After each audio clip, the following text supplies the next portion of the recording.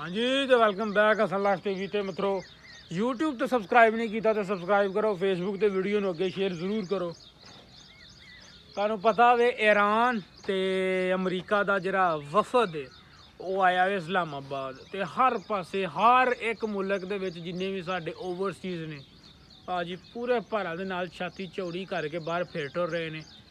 जंग दी इस टाइम सुलह सलामती जेह्ड़ियां ना दो जेह्ड़े ने ना किनू आंदे ने मुखालफां दी आपस च सुलह कराने वाले ते उन्होंने एक टेबल ते बहाने वाला पाकिस्तान है। माशाल्लाह क्या बात है जी क्या बात है। जो मर्जी है भावें अपना पाकिस्तान दे विच हालात जिहो जे भी ने जो मर्जी है बहरहाल ये कदम करके मेरे हिसाब नाल पूरी दी पूरी दुनिया ते एहसान कीता पाकिस्तान ने ते अल्लाह रखे जी कामयाबी दे नाल कोई मामला तय पा के ते अमरीका ते इसराइल दी जेह्ड़ी जंग है वो मुक्क शुक जाती है तो अपना क्योंकि पूरी दी पूरी दुनिया इफेक्ट होई है। सऊदीया दुबई कतर दे विच जिन्ने भी बंदे ने सारे दे सारे जेह्ड़े ने वो इस तों डरे ने ते तरट्ठे थम्मे होंदे ने जदों कोई कम्म शम्म नहीं होना है अंदरे बह रहना में फिर कितों कमाई होनी है तो डरे हन। अल्लाह खैर रखी इंशाअल्लाह उम्मीद है अल्लाह दे घर दे विच कि कोई अच्छी खबर आएगी। कल दा मुज़ाकरात अज फिर होणगे। अज फिर एक होर दिन लगेगा लेकिन पाकिस्तान वास्ते बहुत वड्डा दिन है जी, बड़ी वड्डी अचीवमेंट है जिन्हें भी कीती। हर कोई अपना क्रेडिट लै रहा है जिन्हें कीती है जेड़ा जेड़ा इहदे विच शामिल है अल्लाह ताला सब नूं कामयाब करे। पाकिस्तान वास्ते बहुत वड्डा दिन है।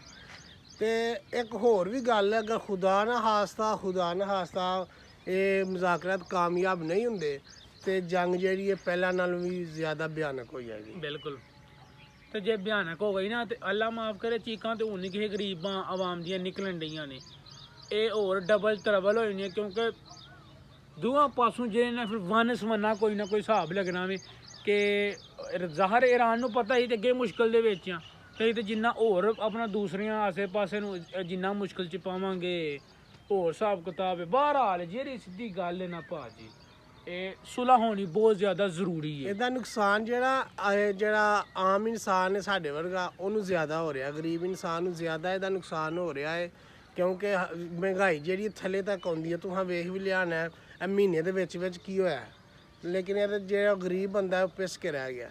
ਤੇ ਸਾਡੀ ਤੇ ਇਹ ਦੁਆ ਹੈ ਮੁਜ਼ਾਕਰਾਤ ਕਾਮਯਾਬ ਹੋਣ ਤੇ ਸੁਰਖੀਆਂ 'ਚ ਪਾਕਿਸਤਾਨ ਦਾ ਨਾਮ ਹੀ ਆਏ ਤੇ ਲੇਕਿਨ ਇਹ ਜਿਹੜੀ ਭਿਆਨਕ ਜੰਗ ਲੱਗੀ ਸੀ ਇਹਦਾ ਜਿਹੜਾ ਨਾ ਕੋਈ ਰੁਖ ਹੋਈਏ ਤੇ सुलह सलामती नाल सारे दे सारे मामला तय हो गए ते अपना ईरान नूं बड़ियां औखियां भाया भाजी जिन्ने भी भाया कई लोगों के पाकिस्तान दे विच हत्थ नहीं है वो चीन ने उन्होंने मनाया या कोई रशिया ने मनाया जो भी एट दी एंड सुलह होनी चाहिए भाजी। आम बंदा ही मानता भाजी सुलह है तो कुछ ना कुछ अगे जिमें अपना कंबर शंबर तरोड़ी है अपना गरीबी ने महंगाई ने क्योंकि थोड़ा बहुता रिलीफ लब्भे है आम बंदे साढ़े जे बंदे दी ये यारा अपना दुआ वे कि हैरोआफियत दे नाल जेह्ड़े भी मामले ने हल होई है कि नहीं। बिल्कुल ते थल्ले कमेंट बॉक्स दे विच तुसीं जरूर दस्सिओ कि तुसीं इस दे बारे च की राय रखदे हो अपनी ते अपना तुसीं जे ते तुसीं न्यूज़ चैनल वेंदे हो कोई इंडिया दा कोई माड़ा मोटा न्यूज़ चैनल वेंदे हो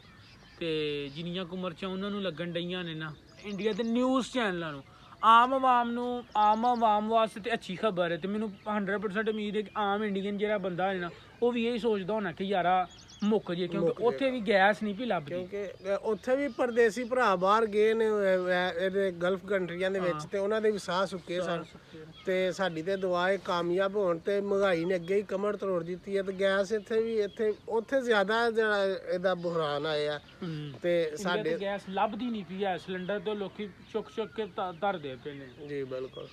BBC ने एक रिपोर्ट की है इंडिया दे विच तकरीबन 6 लाख तो उत्ते बंदा जेह्ड़ा होवे ना ओह् इस जंग दे दौरान बेरोजगार होया जेह्ड़ा किसी सिलेंडर दी भराई धराई दे जेह्ड़ा नूं लग्गा सी 6 लाख तो उत्ते बंदा आप हिसाब ला लो भाजी ते जंग दा किन्ना नुकसान होया।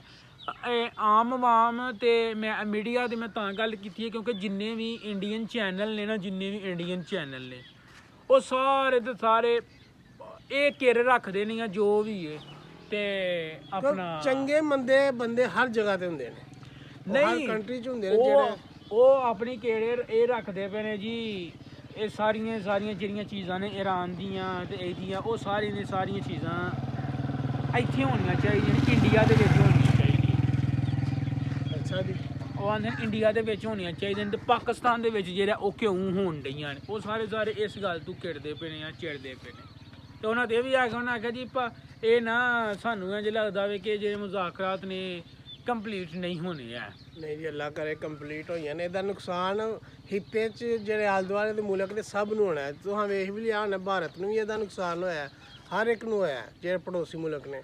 ਤੇ ਇਸ ਤਰ੍ਹਾਂ ਕਦੇ ਵੀ ਨਹੀਂ ਸੋਚਣਾ ਚਾਹੀਦਾ। ਦੁਆ ਹੈ ਕਿ ਮੁਜ਼ਾਕਰਾਤ ਕਾਮਯਾਬ ਹੋਣ, ਕਿਉਂਕਿ ਦੋਵਾਂ ਪਾਸੇ ਫਿਰ ਪਹਿਲੇ ਤੋਂ ਜ਼ਿਆਦਾ ਪੁਰਜੋਸ਼ ਹੋ ਕੇ ਫਿਰ ਉਹਨਾਂ ਫਿਰ ਜੰਗ ਦਾ ਆਗਾਜ਼ ਕਰ ਛੱਡਣਾ। ਰੱਬ ਨਾ ਕਰੇ ਇਸ ਤਰ੍ਹਾਂ ਨਾ ਹੋਵੇ। ਜੇ ਹੁਣ ਜੰਗ ਚੱਲੀ ਨਾ ਤੇ ਜੰਗ ਬੜੀ ਹੀ ਖਤਰਨਾਕ ਤੇ ਪਹਿਲੇ ਨਾਲੋਂ ਜਿਹੜਾ ਨਾ ਉਹ ਦੂਣੇ ਤਰੀਕੇ ਦੇ ਨਾਲ ਛਿੜ ਰਹੀ ਹੈ, ਜਿਹੜੀ ਸਿੱਧੀ ਗੱਲ ਹੈ।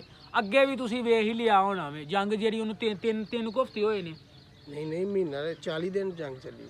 40 ਦਿਨ ਹੋ ਗਏ ਅੱਜ, ਤੁਸੀਂ ਮਹੀਨੇ ਹੀ ਲਾ ਲਓ। ਹਾਂਜੀ, ਮਹੀਨੇ ਦੇ ਵਿੱਚ ਜਿਹੜਾ ਵੇ ਉਹ ਕੀ ਹੋ ਗਿਆ। ਬਿਲਕੁਲ ਵੱਡਿਆਂ ਬੰਦਿਆਂ ਦਾ ਤਾਂ ਪਤਾ ਕੋਈ ਨਹੀਂ ਹੈ, ਉਹਨਾਂ ਨੂੰ ਕੋਈ ਫਰਕ ਨਹੀਂ ਪੈਂਦਾ ਹੈ। ਬਿਲਕੁਲ। ਬਹਰਹਾਲ ਆਮ ਆਵਾਮ ਦੀ ਜਿਹੜੀ ਚੀਕਾਂ ਨਿਕਲੀਆਂ ਨਾ, ਜਿਹੜੀ ਸਿੱਧੀ ਗੱਲ ਏ। ਬਿਲਕੁਲ ਐਸੀ ਗੱਲ ਹੈ। ਅਸੀਂ ਵੀ ਇਸ ਆਮ ਆਵਾਮ ਦੇ ਵਿੱਚ ਹੀ ਆਉਂਦੇ ਆ। ਜੀ। ਪੈਟਰੋਲ ਮਹਿੰਗਾ, ਗੈਸ ਮਹਿੰਗੀ, ਸਿਲੰਡਰ ਕਿੱਥੇ ਟੁੱਟ ਗਿਆ ਵੇ। ਉਸ ਤੋਂ ਬਾਅਦ ਵੰਨ ਸਵੰਨਾ ਜਿਹੜਾ ਉਹ ਟੈਕਸ, ਤੇ ਕੋਈ ਐਸੀ ਸ਼ੈ ਦੱਸੋ ਜਿਹੜੀ ਮਹਿੰਗੀ ਨਹੀਂ ਹੋਈ ਆ। ਕੋਈ ਐਸੀ ਸ਼ੈ ਦੱਸੋ।